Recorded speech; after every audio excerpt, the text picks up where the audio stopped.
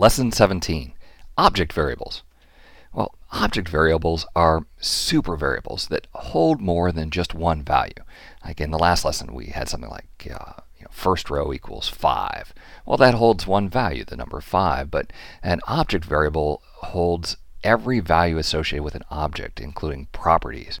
Now you can tell that it's an object variable because we use the keyword set. I'll show you some examples here. Let's get started.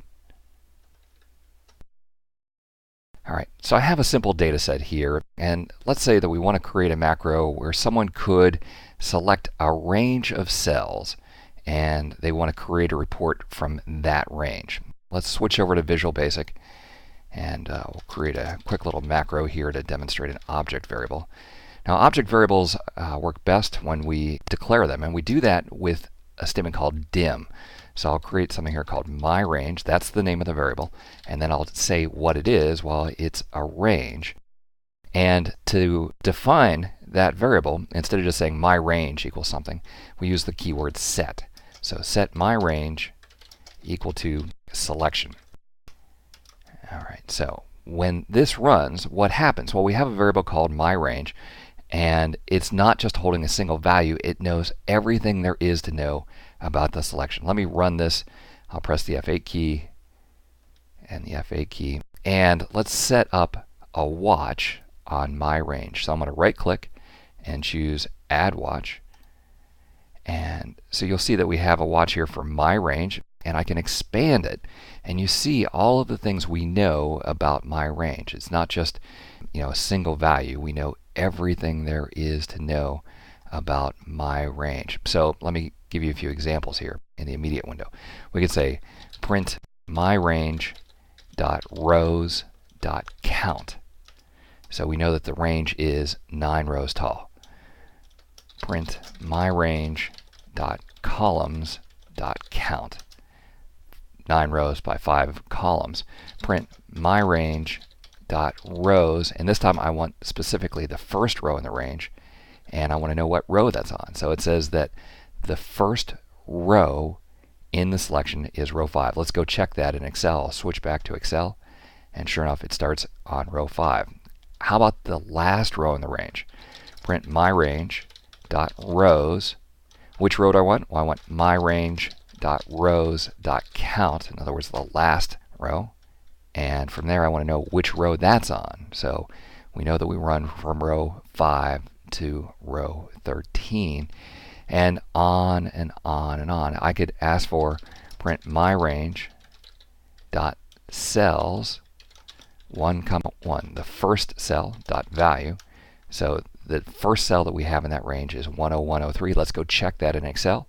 I'll switch back to Excel, and 10103. There we are. So we can actually query every single value in that range. We can find out the font. We can find out the font color. We can find out everything there is to know with that range. So it's pretty wild, these variables. It doesn't hold just one thing. It holds everything there is to know. And an important distinction is if the selection would change. So let's say that we would then go and select something else. So range A2.select, and I'll run that line of code. Alright, so now you'll see in Excel that we've selected cell A2. Okay, well, the myRange variable has not changed. myRange is a snapshot of the selection when the macro started to run. So if you think about it, if you have a macro that is going to reselect other cells, myRange is now a snapshot of exactly what we had when we started the macro. So myRange is not cell A2, it's whatever it was when we started the macro. This is very useful for capturing that state of the selection when the macro started. Now, a couple of cool things we can do here.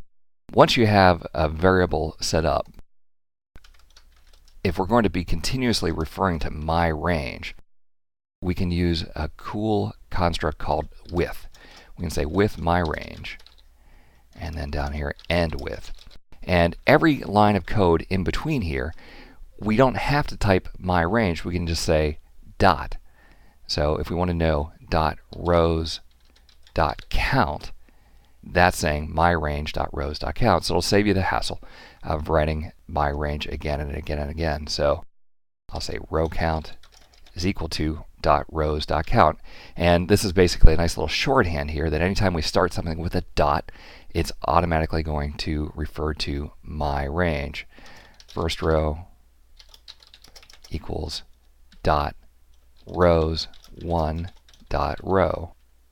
And so we can find out a little bit about the range there. Now, the place where I really use object variables a lot is when I have to work with multiple worksheets or with multiple workbooks. So let's come back here. You'll see that we actually have two worksheets. We have a data worksheet and a report worksheet. So I want to take whatever's in the selection and copy it from data and create a nice little report on the report worksheet. So I'm going to be working back and forth between these two worksheets, and I don't necessarily want to have to select them. It'd be nice just to refer to them all the time. Let's create another little subroutine here. Create a report. Copy the selected range to the report worksheet. That's what it's going to do, a nice little comment. Okay, so I'm going to define two different worksheets, dim WSD as worksheet. And WS stands for worksheet, D stands for the data worksheet. Dim WSR as worksheet. And then we'll set those variables. Set WSD equal to worksheets data. And set WSR equal to worksheets report.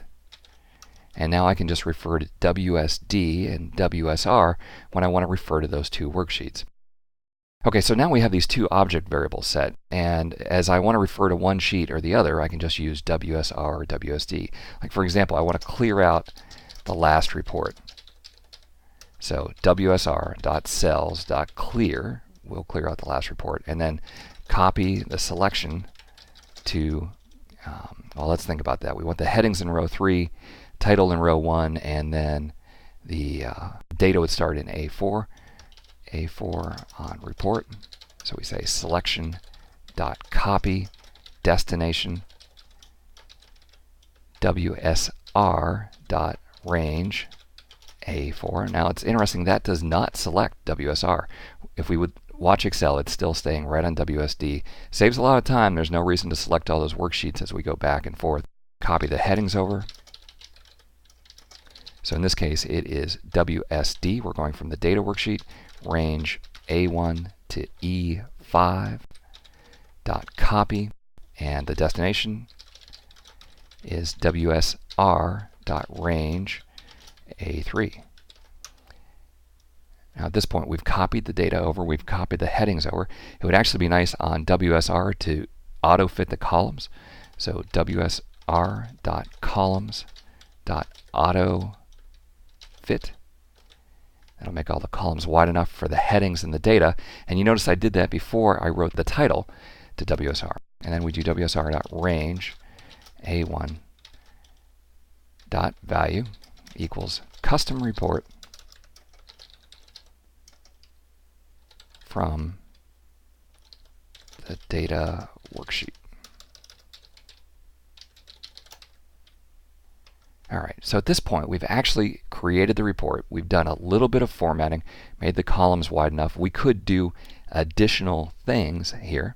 And actually, as I look at this, we had a few different places where we were formatting WSR. So it wasn't bad to type WSR, but I could have shortened that by saying with WSR, end with, and then everywhere where I had referred to WSR, I could have just left that off and started with a dot. Anytime that we start with a dot, it goes back and finds the last with statement. And so those statements are exactly equivalent. Okay, now at this point, what do you think we want to do? Do we want to switch over to the WSR worksheet and show the results? If we do, then we would say WSR.select, and that'll select the worksheet. So let's give this a try here. We'll just select a few different cells and then run that macro called create report. Click run, and it created our custom report, copied our headings over, copied the data over, and even made the column B wide enough to hold product, but column C is narrow because quantity is a smaller heading. Okay, now let's go back and we'll try a different data area. So I'll choose a small data area here. We'll run the macro again, click run, and we have the custom report. Now at this point, in real life, you might actually copy this to another workbook, email it, print it, or something like that. You can imagine a scenario where you could very quickly create reports and save them out. But the basic concept here that I wanted to talk about is having object variables for either worksheets, or if I was going to a new workbook, I would have object variables for workbooks.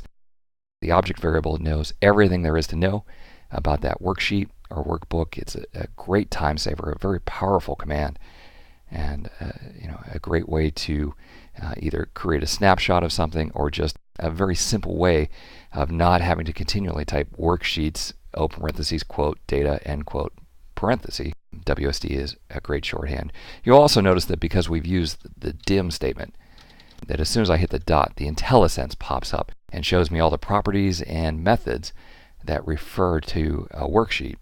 So again, it's just a great time saver. The object variable, very powerful variable in Excel.